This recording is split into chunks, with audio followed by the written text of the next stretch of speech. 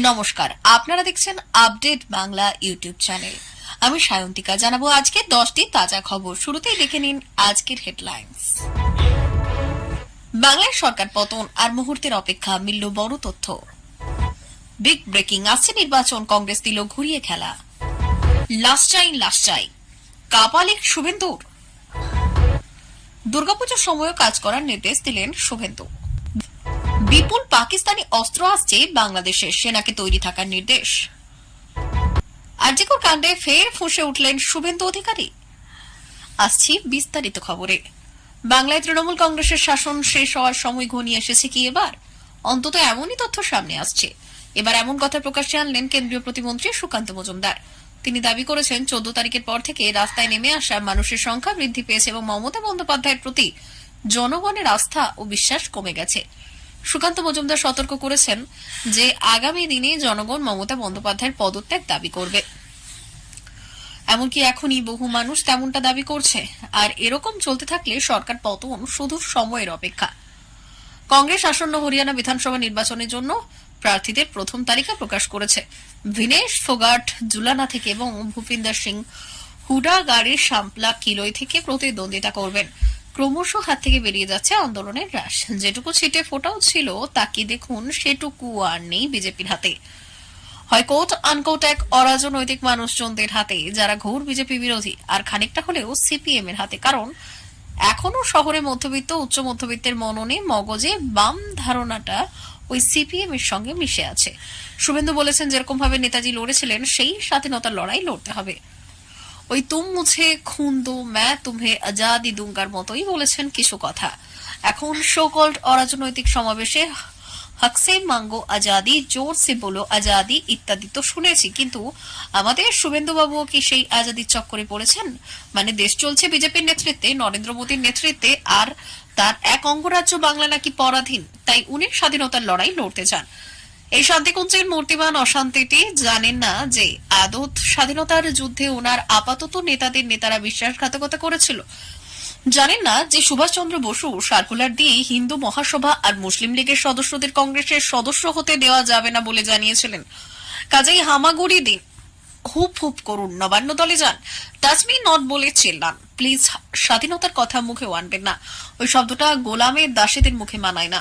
এবং এসব উনি সত্যি করে চান নাকি সেটাও নয়। এক কাপালে ঘুরে বেড়াচ্ছে লাশের সন্ধানে। অমাবস্যার রাতে লাশের পিঠে বসে সে সর্বশক্তিমান হওয়ার সাধনা করছে।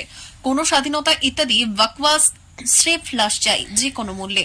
তার পরিকল্পনা চলছে উস্কানি দিয়ে লাঠিগুলো চালিয়ে একটা লাশ কাপালিকের বড্ড দরকার, আমরা জানি। আর আমাদের মতো আম আদমি যখন জানি, তখন শুভেন্দুবাবু নিশ্চিন্তে থাকুন, আপনার এই পরিকল্পনা দিদিমণিও জানেন বলেই এই সংযম আমরা দেখছি। বিভিন্ন সরকার এর অর্ধেক ঘটনার প্রতিক্রিয়ায় গুলি চালিয়ে দিয়েছে। এখানে এখনো চলেনি হাই কাপালিক, এখনো লাশ পাইনি। আমরা আমাদের দর্শকদের জিজ্ঞেস করেছিলাম যে আমরা মনে করি বিজেপি আর তাদের এই বাংলার নেতৃত্ব শুভেন্দু অধিকারী একটা লাশের অপেক্ষায় আছেন। উস্কানি দিচ্ছেন রোজ একটা লাশ পেলেই এই আন্দোলনকে আরেকটা স্তরে নিয়ে যাওয়া যাবে বলেই তিনি মনে করেন। আপনাদের কি মতামত শুনুন মানুষজন কি বলছেন।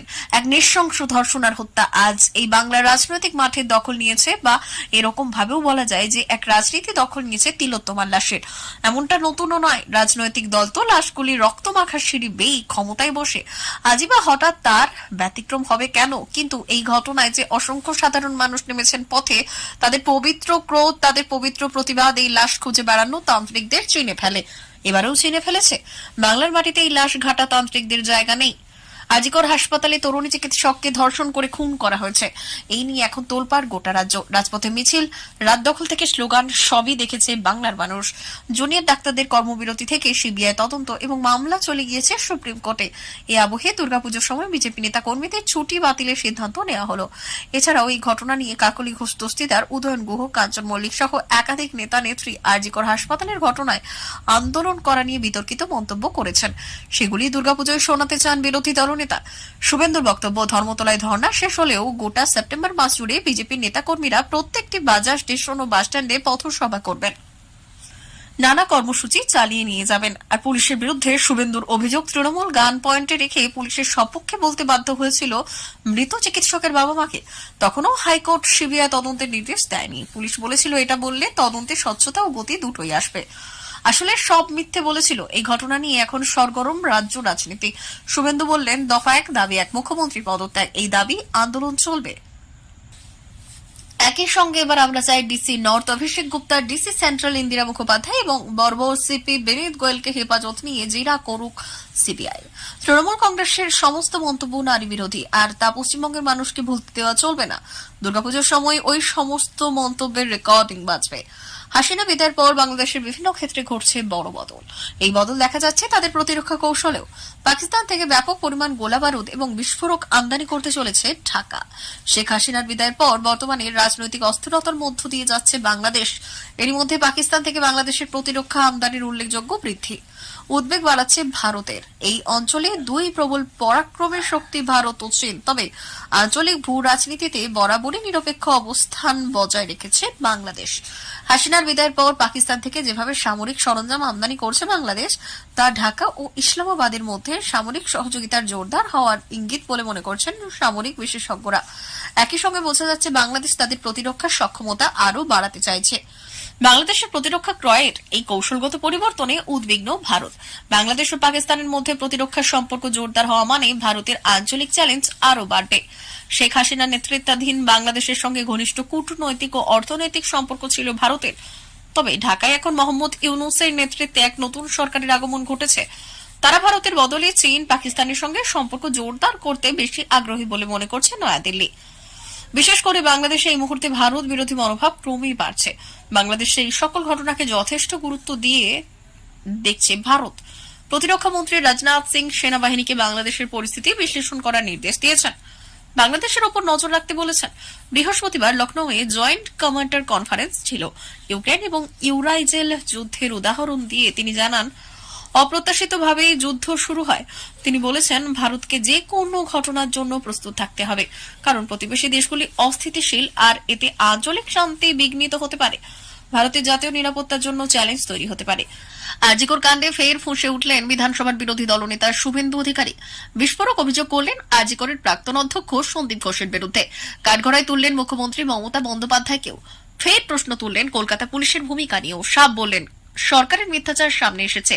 দেখা গিয়েছে পুলিশকে দিয়ে কিভাবে মিথ্যে বলানো হয়েছিল। ডাক্তার বোনের মা বাবা যেভাবে মুখ খুলেছেন, তাতে পুলিশের মুখোশ টেনে খুলে দিয়েছেন। আক্রমণের ধার আরও বাড়িয়ে শুভেন্দু বললেন, সন্দীপ ঘোষের আরজিকরকে ভাঙচুর করার চিঠি এসেছে। শাহজাহানের মতো, কেষ্টমণ্ডলের মতো, পার্থ চট্টোপাধ্যায়ের মতো সন্দীপ ঘোষের একটার পর একটা আলিশান বাংলোর খোঁজ পাওয়া যাচ্ছে। ওর মাথায় ডাক্তার এসপি দাসের হাত ছিল, আর তার মানে মুখ্যমন্ত্রীর হাত ছিল। শুভেন্দুর এই মন্তব্য নিয়ে এখন রাজনৈতিক মহলে চলছে জোর চর্চা। প্রিয় দর্শক, আমাদের চ্যানেলের সঠিক খবর পেতে আপডেট বাংলা চ্যানেলটি সাবস্ক্রাইব করুন। ধন্যবাদ।